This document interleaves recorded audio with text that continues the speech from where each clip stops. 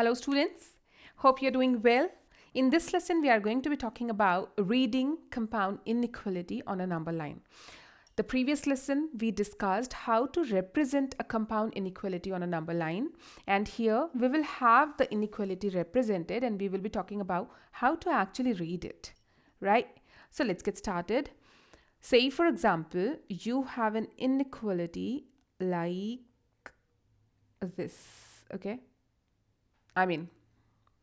Right? This is A. Another one I'm going to be drawing here. That's the filled one. And the other one is empty. Another one, that is B, okay? The C I'll be drawing. This is empty, but the other one is filled. This is like the combinations. Both empty, left fill, right empty, left unfilled, left empty, right filled. And the last one, I'll be making both of them, just filling them like that, right? A, B, C, and D. These are the 4 representations we have, and we actually have to read them. What's the problem? Let's try that. We will be writing X here, these symbols, right? X is going to be surrounded by these symbols. But depending upon whether it's filled one or empty one, we are going to be changing it. So here you have both of them empty. So you just pick the numbers. It points to -9, so write -9 here, and that points to -4. So A is nothing but -9 is less than X is less than -4. And that's what your A is. Let's talk about B.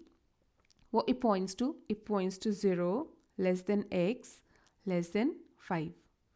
This is what you have to write every time. But now look at the circles. Is there any filled one? Yes, the left one. So just draw a line there. So the moment you draw a line there, it actually includes that number, includes 0. Now, C part. Here, let's again do. The boundary numbers are -5 and 1. Write X in between like that. This is like the format you have to write. Okay, which circle is filled? Here, the right one. Just drop a line there. The last one, 4 and 9. That's fine. And you are going to be dropping line for both of them because both are filled ones. Do you get that? This is how we read inequality represented on a number line. Hope it helps you preparing strong for GCSEs.